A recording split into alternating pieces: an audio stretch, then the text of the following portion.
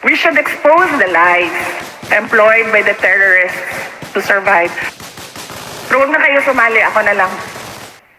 Ngayong araw, 5 ng Setyembre, ay ang pagsisimula ng isang buwan na selebrasyon at paggunita para sa mga guro o ang National Teachers Day Month na magtatagal hanggang 5 na October, kung saan itinakda naman ito bilang pandaigdigang araw ng mga guro o World Teachers Day. Itong buong buwan at araw ng mga guro ay araw ng pagpapahalaga, pagprotekta at paggagarantiya sa mga karapatan at benepisyo ng mga guro. Bilang kinatawan ng mga guro at ng buong sektor ng edukasyon, mga lugod ko pong binabati ang lahat ng mga kapwa ko guro ng isang palaban at makabuluhang National Teachers Month. Ngayong araw, Madam Speaker, nagpunta po sila rito sa labas ng Kongreso upang ipanawagan at ipaglaban ang kanilang mga karapatan at benepisyo. Nararapat po na ipakita natin kung gaano kahalaga ang mga guro na sila ang ikalawang magulang, mga tagahubog ng mga kabataan at kalahok sa pagpapaunlad ng bansa. Kung ang kabataan ay ang pag-asa ng bayan, sila ma'am at sir, maestra at maestro ang nagtitiyak kung gaano kaningning ang pag-asa ng bayan. People in the community look at our soldiers with fear in their eyes and hate in their hearts. The terrorists taught them to fear and hate our soldiers. Tinood ni, isa pa ni. Kung inkwentro ang sumiklab sa bayan ng Placer sa Masbate, ayon kay 9th Infantry Division Philippine Army spokesperson Major Frank Roldan, dakong alas 7:15 ng umaga kanina, nagsimula ang bakbakan malapit sa Luksoan Elementary School. Nangyari ito kasi may nag-report doon sa ating mga operatiba na may nakikita daw ng mga hindi kilalang tao doon, nagdikit ng mga posters nila para sa 54th founding anniversary ng NPA.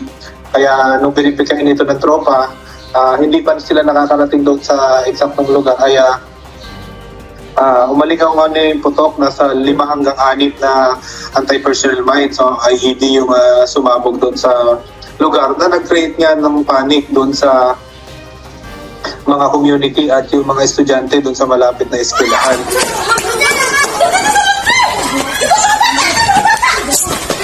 Sa video na kuha ng ilang mga residente, makikita kung papaano nagsitakbuhan ang mga magulang kasama ng kanilang mga anak na estudyante papasok sa kanilang classroom para magtago.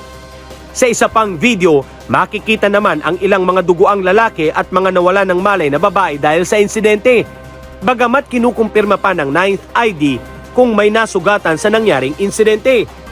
May mga kumakalat sa social media, Sir Alan, na mga video na nagpapanik, pero as to yung natamaan, wala pa akong nakikita na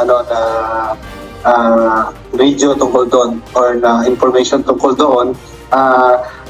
Anyway, papunta doon yung quick reaction team ng 2nd Infantry Battalion para mag-conduct ng assessment doon sa lugar kung mayroon bang mga na-displace na mga civilian, may mga nadamay ba na mga kabataan or mga residente, at kung meron bang mga tinamaan. At dahil nagdulot ng malaking takot sa mga batang mag-aaral ang nangyaring insidente, agad na sinuspindi ng Department of Education Masbate ang face-to-face classes hindi lamang sa Luksoan Elementary School kundi sa lahat ng remote areas ng probinsya. Antisipasyon umano ito sa negatibong epekto na maaaring maidulot sa mga mag-aaral sa Masbate. Hala! Nauna na rito, isang sagupaan din ang nangyari kamakalawa sa karatig bayan ng Placer kung saan nagdulot ito ng matinding trauma sa mga mag-aaral ng Villahermosa National High School. Hanggat hindi humuhupa ang tensyon, mananatili muna sa modular learnings ang mga batang apektado. Gotta